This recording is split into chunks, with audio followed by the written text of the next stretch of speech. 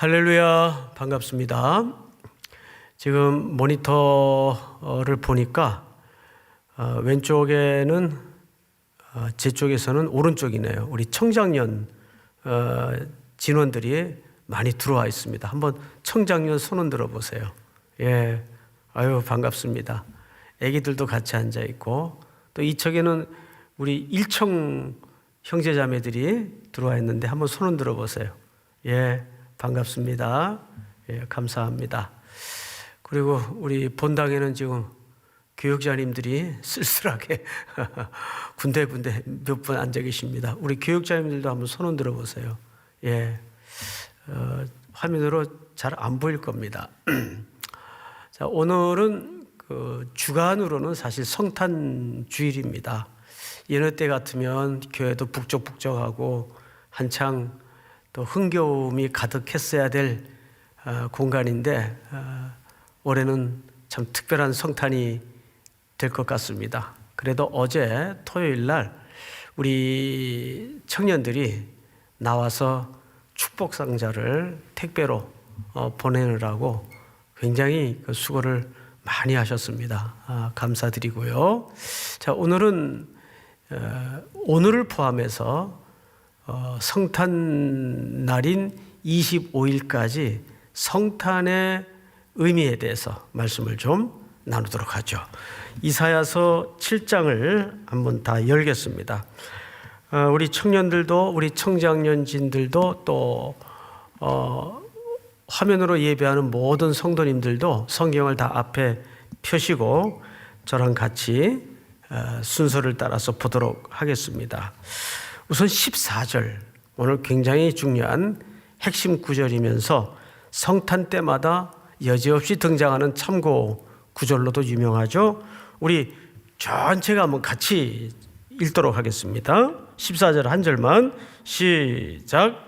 그러므로 주께서 친히 징조를 너희에게 주실 것이라. 보라, 처녀가 잉태하여 아들을 낳을 것이요 그의 이름을 임마누엘이라 하리라. 아멘. 여기 임마누엘이라는 말이 등장을 하죠. 예, 임이라는 말은 함께라는 뜻입니다. 함께. 마누, 우리와, 엘, 하나님이. 그러니까 이것을 풀어 붙이면 이런 뜻이 돼요. 하나님이 우리와 함께 하신다. 그러니까 무려 3가지 단어가 합해져서 이루어진 이름입니다. 임, 함께, 마누, 우리와, 엘은 하나님이죠. 하나님이 우리와 함께 하신다. 자, 그런데 이 임마누엘이 우리는 이미 배웠고 또 말씀을 들었기 때문에 누굴 가리키는지 다 알고 들으니까 그다지 이 의미의 깊은 배경에 대해서 잘 모를 수가 있어요. 그러나 적어도 2735년 전, 그러니까 예수님이 태어나기는 735년 전에 이사야가 이 약속을 했을 때는 어떤 배경과 어떤 맥락에서 이 약속을 할 수밖에 없었는가? 그래서 그 약속을 하게 되었던 그 시대적 오리지널한 배경을 알아야만 왜 예수님은 이 땅에 그런 모습으로 오실 수밖에 없었는가를 조금 더 정확하게 들여다볼 수가 있습니다. 그래서 오늘은 우리가 이미 알고 믿는 차원의 시각이 아닌 이사야가 이 예언을 할 때 그 시대 배경으로 돌아가서 왜 이사야 선지자는 수천 년 또 수백 년 후에 독자들과 시대를 향해서 이 예언을 하게 되었는가를 오늘 좀 생각해 보도록 하겠습니다. 우선 정치적 배경을 좀 말씀을 드릴게요. 이때는 이미 유다와 이스라엘이 나눠져 있었어요. 그래서 유다를 남유다라 그랬죠. 또는 오늘 성경에는 다윗의 집이라고 표현을 합니다. 또 이스라엘은 북이스라엘이라고 묘사를 했어요. 이 집을 에브라임이라고도 묘사를 합니다. 그런데 이 시대는 어느 나라가 최고의 국가였는가 하면 들어보셨을 거예요. 아수르라는 나라가 초강대 국가였습니다. 근데 이 나라가 점점점 세력을 확대해 나가는 거예요. 그러니까 북이스라엘 옆에 있던 살짝 위쪽이죠. 위쪽에 있던 아람이라는 나라가 두려움이 생긴 겁니다. 야, 이러다가 우리도 아수르한테 편입되는 거 아니겠는가? 겁이 난 나머지 옆에 북이스라엘과 동맹을 맺어요. 우리 이렇게 두 손 놓고 있으면 안 되겠다. 우리 힘을 합치자 해서 아수르가 공격에 올 경우에는 우리가 동맹군을 결성해서 그 초강대국 아수르를 막아보자. 근데 여러분, 정치적인 논리로는 그럴듯한데 아람은 몰라도 북이스라엘은 누가 주인이시고 누가 주님이십니까? 하나님이시거든요. 그런데 덜커덕 이 동맹에 예스, 야, 그거 현실적이다. 그거 참 좋다. 그냥 동맹을 결성해버리고 만 겁니다. 그런데 요거 가지고 조금 세력이 불안해요. 워낙 아수르가 초강대국이기 때문에. 그래서 형제 국가인 유다에게 사람을 보내서 우리가 이만저만해서 아람과 동맹을 맺었는데 야, 너희도 이 동맹에 들어와라. 유다 왕 아스에게 요청을 한 겁니다. 근데 웬걸 유다 왕 아하스가 no. 그래서 우리는 조금 기대를 했었어요. 유다 왕 아하스는 하나님만 의지하려나 보다. 근데 그게 아니에요. 속셈은 우리는 저 초강대국 아수르를 의지해야 되겠다는 속셈을 가지고 있었습니다. 이걸 눈치챈 북이스라엘과 아람은 이미 동맹을 맺었잖아요. 그만 유다를 공격합니다. 예루살렘을 진격에 들어와요. 이 소문을 듣고 아하스 왕은 두려웠어요. 이 두려움이 전염병처럼 번져서 온 백성이 부들부들 떨고 있었어요. 야, 이거 어떡하나. 그 묘사를 성경은 이렇게 표현을 했습니다. 2절을 한번 제가 읽어드릴게요. 7장 2절. 어떤 사람이 다윗의 집에 알려 이르되, 유다를 얘기하는 거죠. 아람이 에브라임과 북이스라엘을 얘기하는 거죠. 동맹하였다 하였으므로 왕의 마음과 그의 백성의 마음이 숲이 바람에 흔들림 같이 흔들렸더라. 얼마나 두려움에 떨고 있는 상태인지 아주 그 시적으로 숲이 바람의 흔들림처럼 유다왕 아하스의 마음도 흔들거렸고 리더십이 흔들거리니까 당연히 백성들도 흔들거렸죠. 야, 이러다가 우리는 자멸되는 거 아닐까? 그래서 유다왕 아하스에게는 지금 기로에 던져져 있는 겁니다. 세 가지 방법밖에 없어요. 동맹에 순응을 하든지 아니면 원래 의도대로 초강대국 아수르의 나라의 운명을 걸든지 아니면 정통대로 다윗의 집이니만큼 다윗의 언약, 하나님의 언약에 자신과 국가의 운명을 걸든지 세 가지 방법 외에는 없어요. 이러고 마음이 부들부들 떨고 있는데 어쩌면 이 지금 유다왕 아하스가 처한 입장은 이 시대가 직면한 상황과 그렇게 틀리지 않습니다. 어떻게 해야 되나? 이럴 수도 없고 저럴 수도 없고 아수르에게 도움을 요청해? 아니야. 아람과 북이스라엘의 동맹에 참여를 해? 아니야. 그렇다고 다윗의 집 다윗께 하나님께 의존하자니 그것도 현실적이지 못한 것 같아. 아하스의 생각에는. 마침 이때 하나님께서 이 예언의 수여자이신 이사야 선지자에게 명령을 합니다. 자, 그 명령을 한번 들어볼까요? 뭐라고 명령을 하는가? 3절. 그때에 여호와께서 이사야에게 이르시되 너와 네 아들 스알야숲은 윗못 수도 끝 세탁자의 밭 큰 길에 나가서 아스를 만나라. 그러니까 하나님께서 이렇게 부들부들 떨고 있는 유다왕 아하스를 만날 것을 이사야 선지자에게 명령한 거예요. 그럼 만나서 어떤 메시지를 전하도록 하셨는가? 한번 이제 메시지 내용을 좀 하나님께서 이사야를 통해 어떤 약속을 하시는가를 한번 들어보십시다. 4절.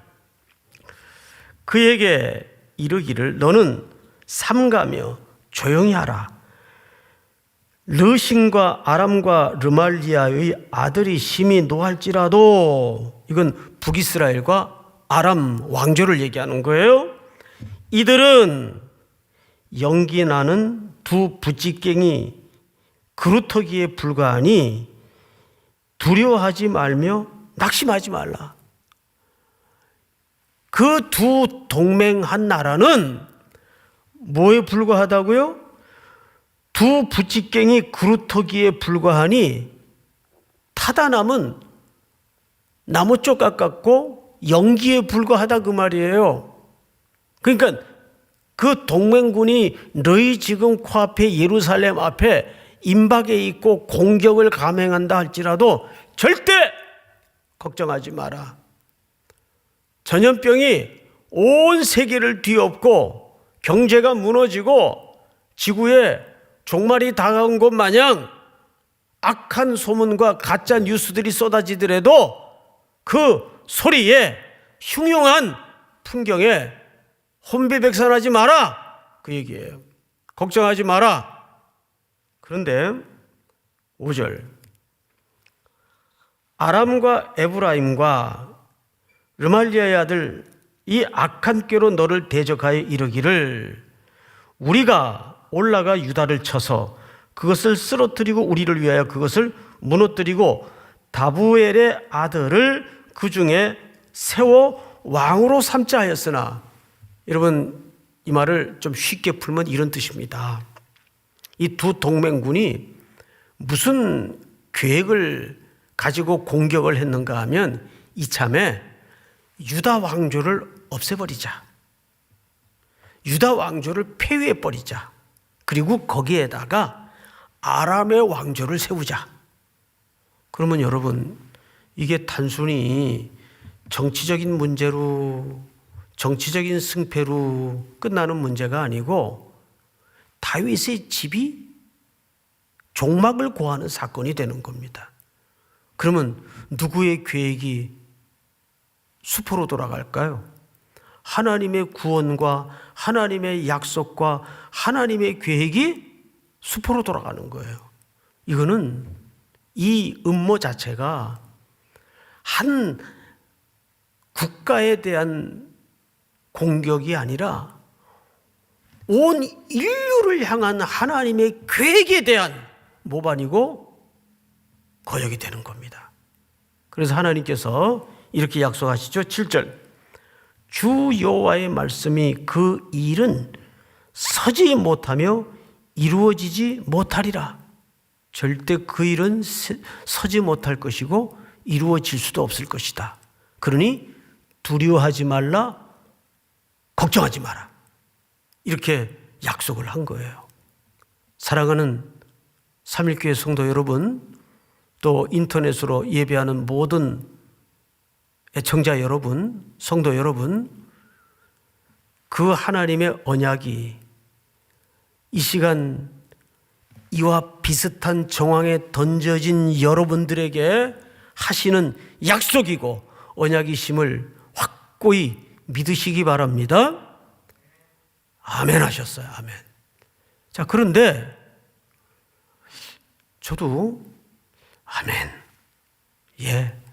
아무리 상황은 어렵지만 그 약속을 제가 믿습니다. 이러면 얼마나 좋겠어요. 그런데 아하스 왕이, 유다 왕이죠, 그 약속을 그대로 신뢰하지 않았어요. 뭘로 알 수 있는가 하면 오늘 본문 첫 절입니다. 10절. 여호와께서 또 아하스에게 말씀하여 이르시되 너는 네 하나님 여호와께 한 징조를 구하되 깊은 데에서든지 높은 데에서든지 구하라 하시니. 자, 여러분 모니터를 좀 봐주세요.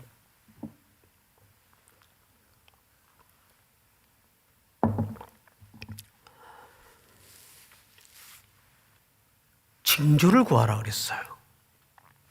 그 징조를 어떻게 구하라 그랬는가 하면 높은 데서든지 낮은 데서든지. 그럼 이 말이 무슨 뜻인가 하면 무슨 징조든지 구해라. 내 약속을 신뢰할 만한 어떤 징조든지 구해라. 그러면 아하스 왕이 아까도 말씀드린 것처럼 이사야가 그런 하나님의 메시지를 전달했을 때 예스, 아멘, 제가 믿습니다. 아수르가 공격을 하던 동맹군이 쳐들어와 있던 두려워하지 않고 하나님의 살아계심과 그분의 전능과 그분이 우리를 사랑하심을 내가 믿습니다. 이랬다면 징조를 구하라고 할 게 있어요, 없어요? 그럴 필요 없죠. 잘 받아들이고 확신하고 믿고 있는데 뭐 때문에 징조를 구하라 그래요?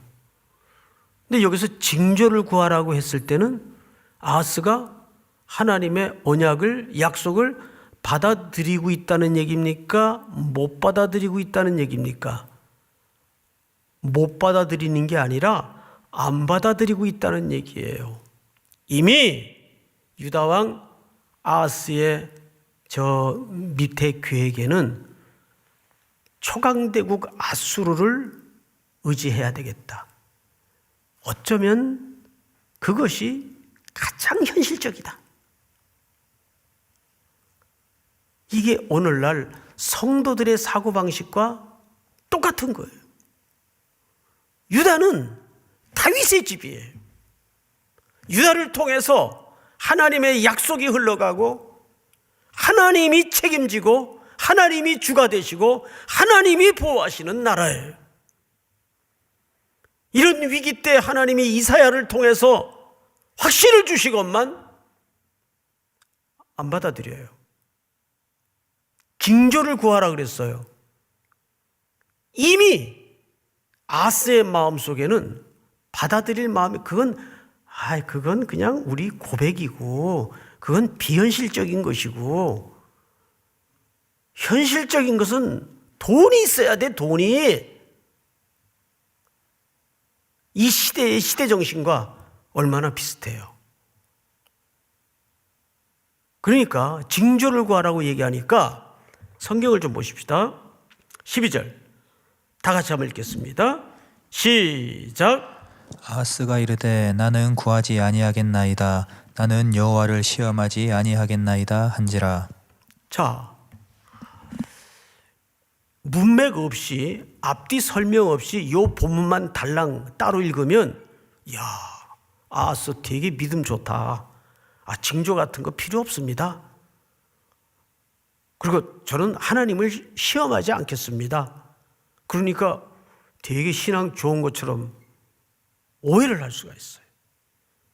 근데 이것은 신앙이 좋은 표현이 아니고 우리가 쭉 맥락을 들어서 오늘 12절 본문을 읽어보니까 이게 무슨 뜻이 됩니까?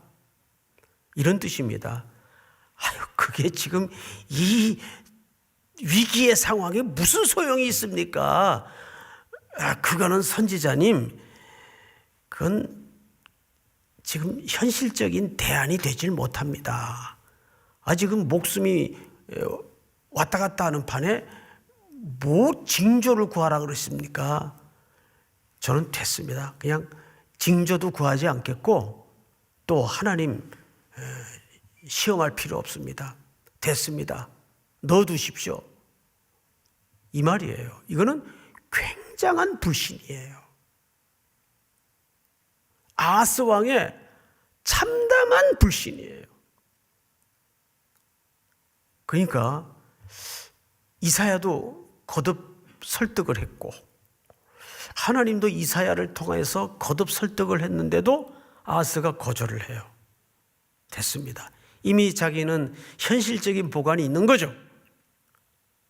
이쯤 하면 아마 송태근이 같으면 됐다 이놈아, 신혼 관둬라. 이놈의 자식 복을 주어도 발로 차네.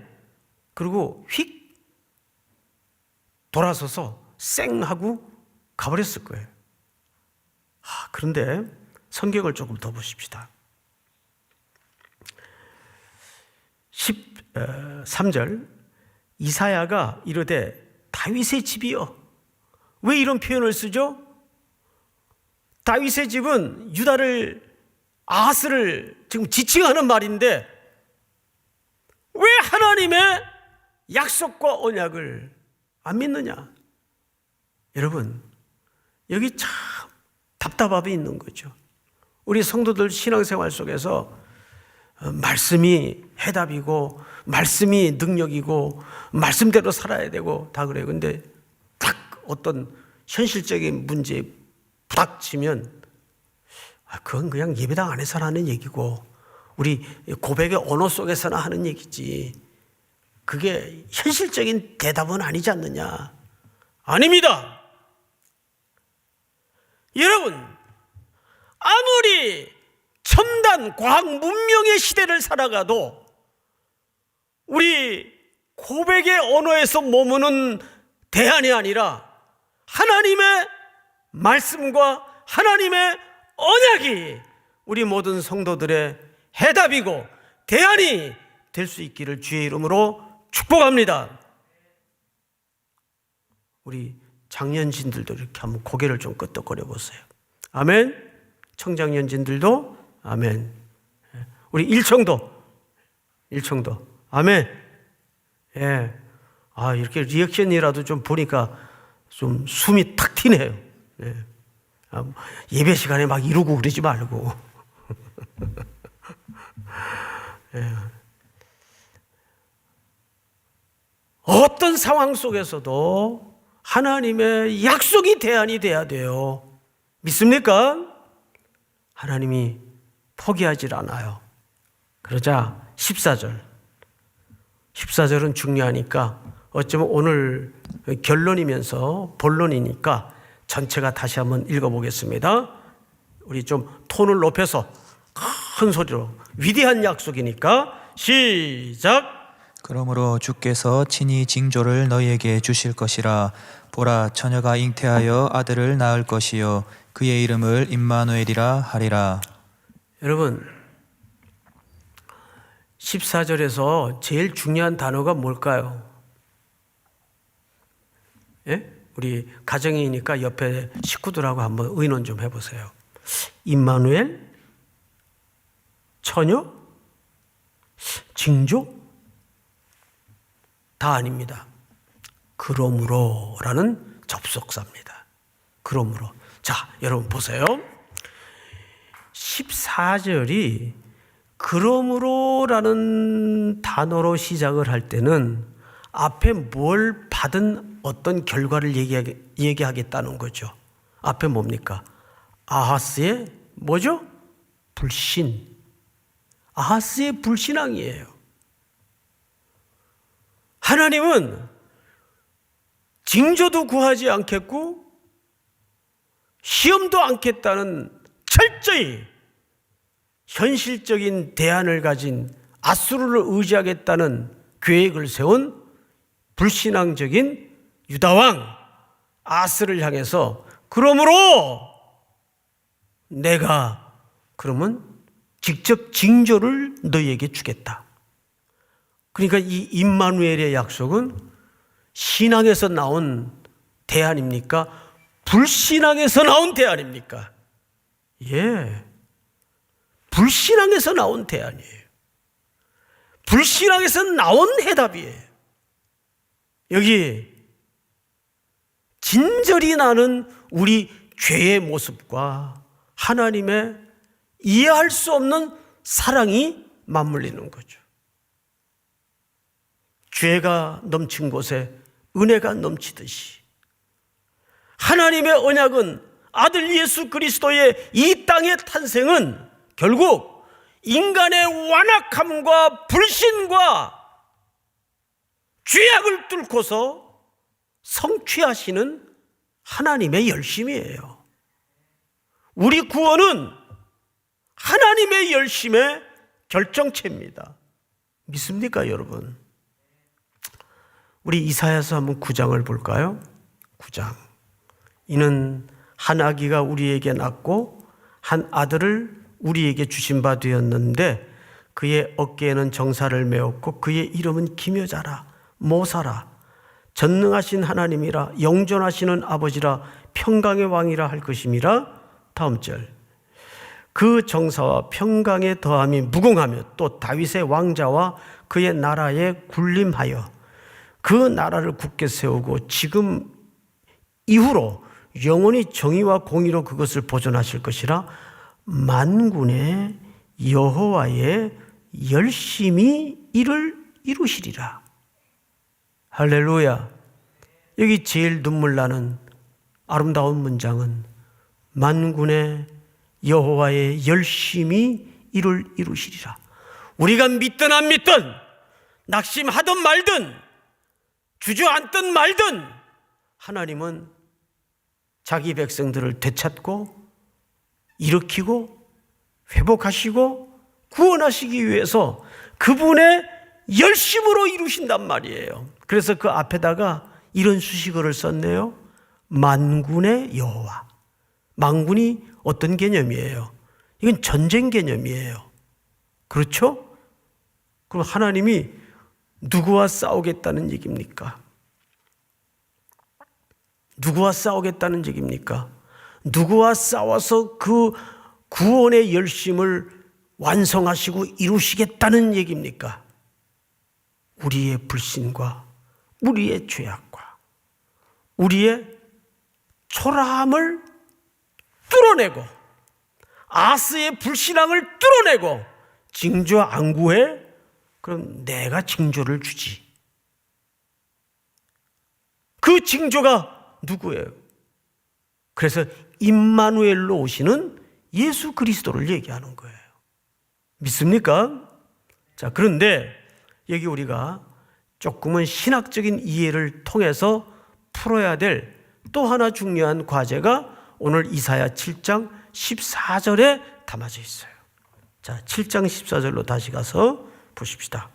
그러므로 주께서 친히 징조를 너희에게 주실 것이라. 여러분, 잠깐 앞을 보세요. 징조는 두 가지 갈래길이 나옵니다. 하나는 그 사인을 잘 알아듣는 자에게는 은혜가 되고 구원이 되고 선물이 돼요. 그런데 그 사인을 거부하고 그 사인을 보려 하지 않는 자에게는 멸망과 사망과 심판이 됩니다. 징조에게는 두 가지 기능이 있어요.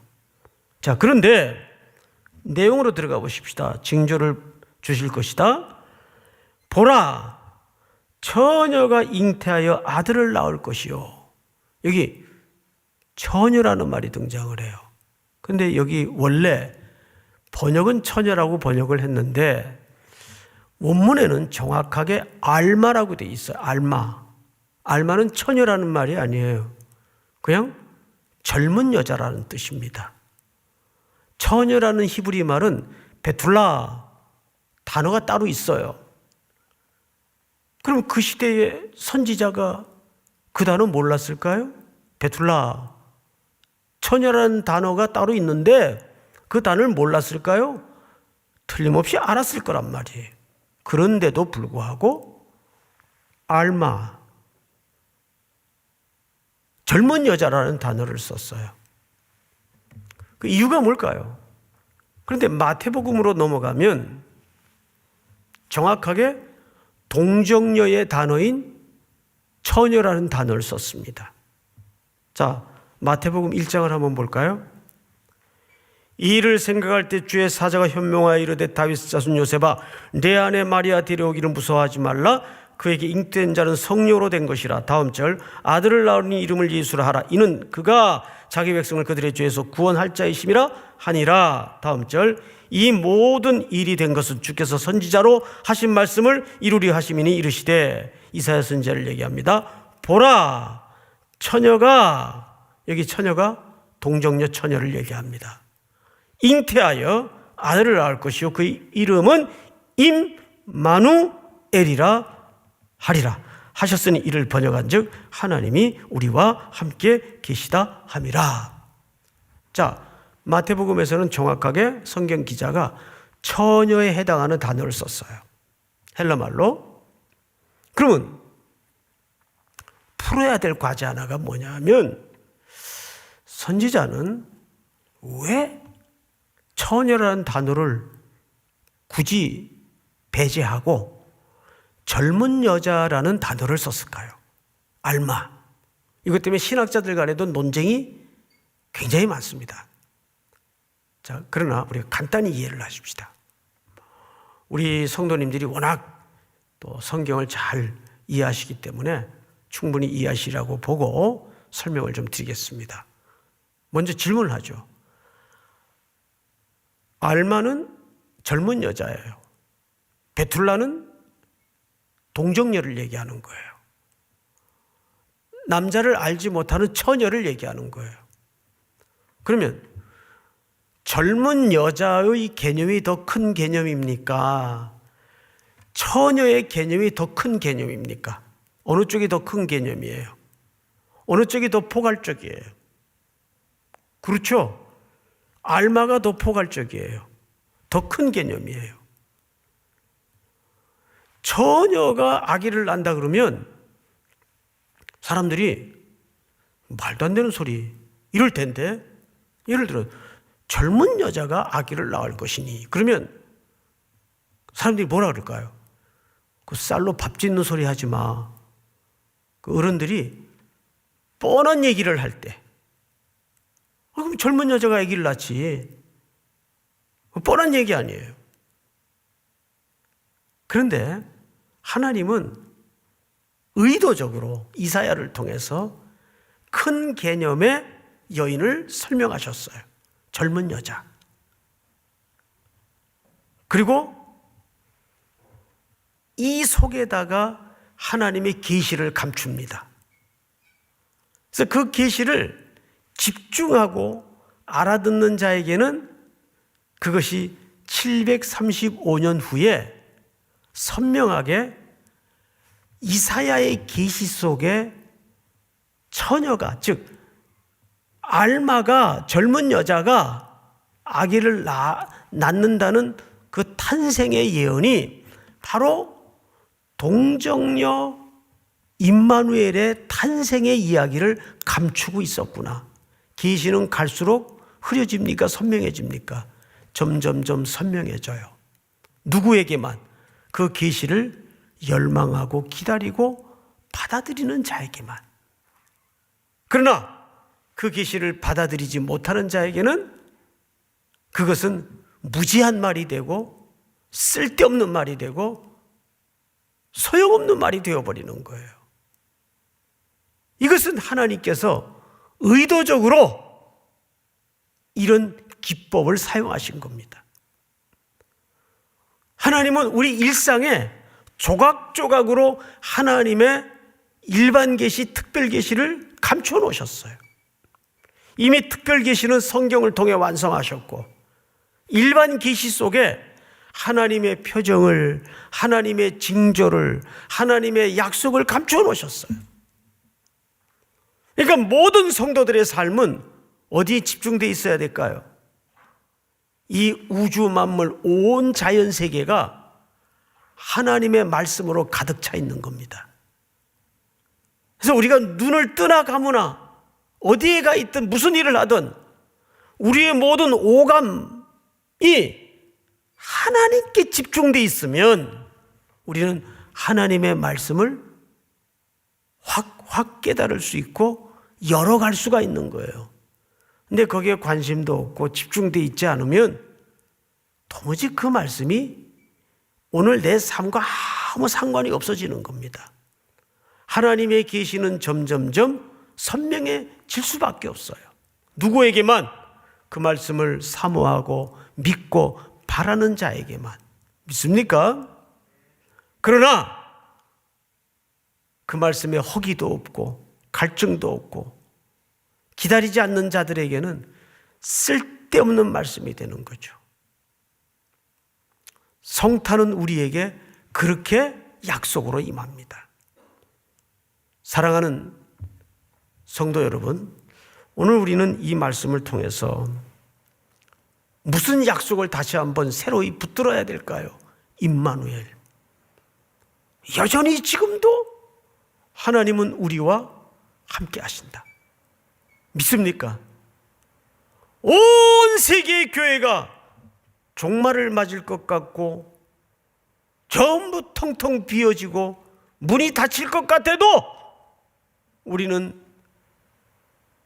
감옥에서 아나돗의 밭을 매입했던 예레미야의 믿음을 가지고, 아니 다 끝장났는데 밭은 사서 뭐예요? 조국도 빼앗겨버리고 자기 몸도 영어의 신세가 됐는데 밭은 사서 뭐예요? 그런데도 하나님의 약속을 믿고 하나님의 되돌려짐과 회복의 약속을 믿고 아나돗의 밭을 사요.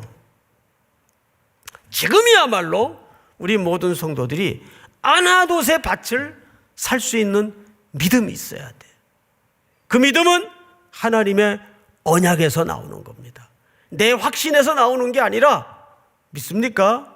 사랑하는 성도 여러분, 이번 성탄은 유례없이 우리에게는 가혹한 성탄처럼 보여지지만 어느 때보다도 그 자리에서 임마누엘의 축복을 경험하는 성탄이 될 수 있기를 주님의 이름으로 축복합니다.